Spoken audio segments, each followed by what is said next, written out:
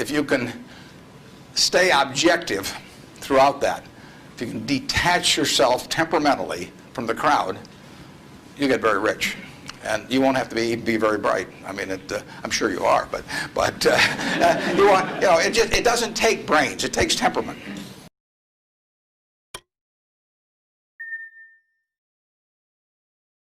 Investors behave in very human ways, which is they get very excited during bull markets, and they look in the rearview mirror and they say, "I made money last year. I'm going to make more money this year, so this time I'll borrow." Or the neighbor says, "I wasn't in last year when that neighbor who was dumber than I made a lot of money, so I'm going to go in this year." So they're always looking in the rearview mirror. And when they look in the rearview mirror and they see a lot of money having been made in the last few years, they plow in and they just push and push and push on prices. And when they look in the rearview mirror and they see no money having been made, they just say, "This is a lousy place to be." So they don't care what's going on in the underlying business. And it's astounding, but that makes for huge opportunity. Just huge opportunity. I mean, I've lived through roughly half, in an investing sense, about half that period.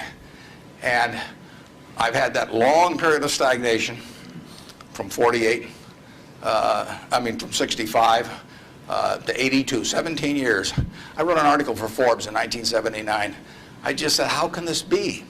Pension funds in 1970 put 100 and some % of their new money in stock because they were wild about stocks.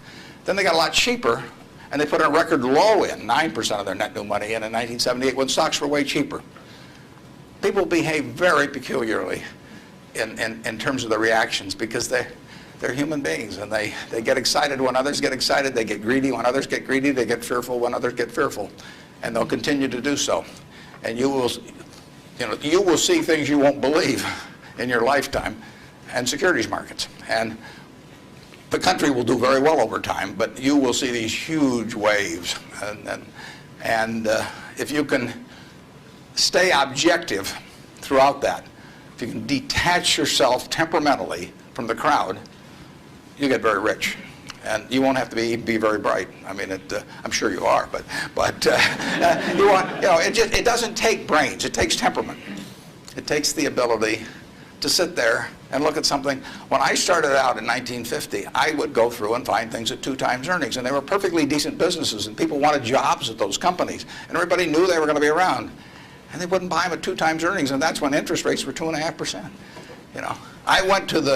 I started selling securities when I was 21, and a Kansas City life insurance company happened to be a fairly prominent company in Omaha, and the policies they sold you, if you were buying life insurance from them, had a built-in assumption of 2% interest. The stock of Kansas City Life was selling at less than 3 times earnings. You were getting 35% if you bought the stock. No question about the soundness of the company. I went to the local agent. I figured, hell, I ought to be able to sell him a few shares of stock. I mean, the guy ought to understand it. I mean, he's got his whole life invested in this company. I went to the local agent who'd been with him for 20 years, and his name was Moose. And I said, "Mr. Moose," I said, "you're selling these policies with 2%. You may even have a few members of your own family, and you can buy into this company whose paycheck you depend on every month, and whose future your beneficiaries of these life policies depend on, and who you're selling them, a 2% investment on, and you can get 35% on your money." He said, "Stocks aren't any good." And I couldn't sell you. I was a lousy salesman. I mean, well, you have to start with that. But it just blew me away. It blew me away. I thought sometimes I used to wonder if I was nuts. But those things, the same thing happened. I mean, in 1964, the Dow closed at 864. At the end of 1981, 17 years later, it closed at 865. It moved 1 point in 17 years. Now, that's not a big move. And that, you can't believe how discouraged people were during that period. But, people were living better. So things can go on a long time that don't make sense.